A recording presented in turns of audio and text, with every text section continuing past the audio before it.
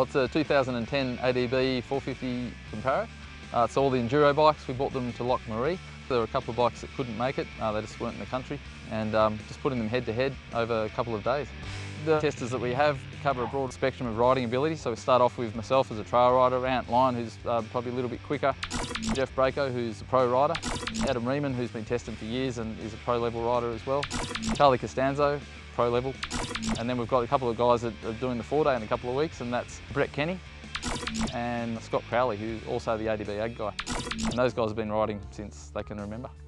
My agenda sort of revolves around racing, so as a tester at the pro end of the spectrum, naturally I sort of gravitate to the bikes that suit racing, and I find at the start of a test like this that the bikes that are a bit more race oriented you take a shining to, but then at the end of a long day, you know, you're a lot more fatigued. You start to see the qualities of the more trail setup bike. You know, they're a bit easier to ride, and so somewhere in between you form this balance.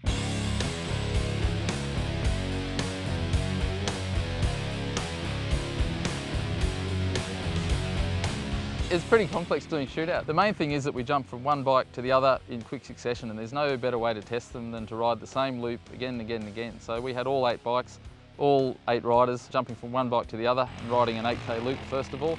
Then we all got together and went for a trail ride and swapped bikes as we went. So you hop on a bike, within the first 2 minutes you notice that one bike's clutch lever is a little bit far out and you can't adjust it. Maybe it's a bit heavy, this bike might shift a little bit worse than the others, that fork is really good. All those things, you really pick them up pretty quickly when it's one-on-one and when you're doing the same loop and hitting the same lines every lap.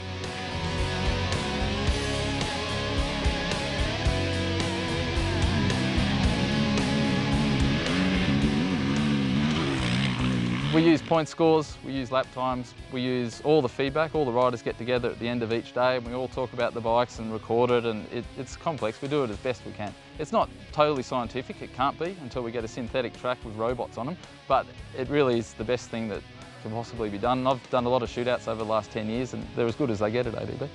We score every bike broken down into multiple categories in the engine, the suspension, ergos and the brakes.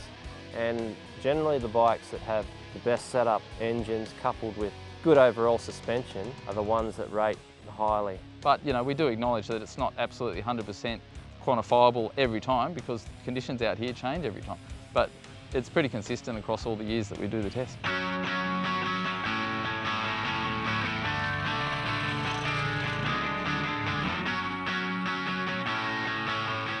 The bike that sort of comes to the surface as the winner, like it sort of reveals itself, is, you know, when you're out on the group trail ride and you're interchanging, like we'll ride for 2 hours solid and swap bikes every, say, 20 minutes. If there's a favourite among the pack, you can see that everyone just wants to get on that one and ride it. And it goes the other way too. If the riders aren't happy with a particular bike, they sort of want to get off it pretty quickly, and there's I guess a scale, and between talking amongst yourselves out on the trail, you come to a bit of a group consensus as to which bike is sort of doing everything well.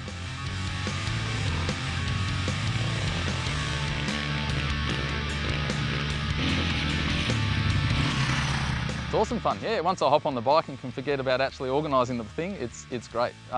Once we're on the bikes, it's just pure, all you're thinking about is the bike that you're on, and then talking with the guys at the end of the day.